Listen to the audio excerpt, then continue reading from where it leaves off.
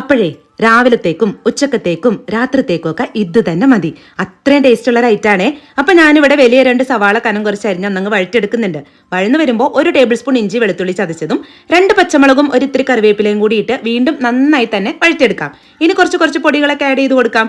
1/2 teaspoon മഞ്ഞൾപ്പൊടി, 1 table spoon Kashmiri മുളക് പൊടി, 1/4 ടീസ്പൂൺ പെരിഞ്ജീരകം പൊടിച്ചത്, 1 ടേബിൾ സ്പൂൺ മല്ലിപ്പൊടി, 1/2 ടീസ്പൂൺ ഗരം മസാല. ഇത്രയായിട്ട് പച്ചമണം മാറുന്നത് വരെ തന്നെ നല്ല പോലെ വഴറ്റിയിട്ട് 2 തക്കാളി അരച്ചതാണ് ചേർത്ത് കൊടുക്കുന്നത്. എന്നിട്ട് ഈ തക്കാളിയൊക്കെ വെന്ത് എണ്ണ തെളിഞ്ഞു വരുന്നത് വരെ തന്നെ നല്ല പോലെ വഴറ്റിയെടുക്കാം. ഇനി കുറച്ച് ഉപ്പൊക്കെ ഇട്ട് ജസ്റ്റ് ഒന്നും കൂടി ഒന്നങ്ങ് മിക്സ് ചെയ്തതിന് ശേഷം ഈ ഗ്രേവിക്ക് ആവശ്യമായിട്ടുള്ള നല്ല ചൂടുവെള്ളം ഒഴിച്ചു കൊടുക്കാം. എന്നിട്ടില്ലേ മുട്ടതാ ഇതുപോലെ ഇങ്ങനെ കറിയിലേക്ക് ഇട്ട് കൊടുക്കാം. മാക്സിമം പൊട്ടാതെ ഇട്ട് കൊടുക്കുകയാണെങ്കിൽ ഏറ്റവും നല്ലത്. ഇവിടെ ഒരെണ്ണം അങ്ങ് പാളിപ്പോയി, പക്ഷേ കറി ഫ്ലോപ്പ് ഒന്നും ആവൂല കേട്ടോ. അതിനുശേഷം അടച്ചു വെച്ച് ലോ ഫ്ലെയിമിൽ ഒരു 10 മിനിറ്റ് വേവിച്ചെടുത്തിട്ട് ഒരിത്തിരി മല്ലിയിലയും കൂടി ഇട്ടാൽ ഒന്നും പറയാനില്ല, നല്ല ടേസ്റ്റ് ഉള്ള കറിയാണ്. എല്ലാവരും ഇങ്ങനെ ഒന്ന് ഉണ്ടാക്കി നോക്കട്ടോ.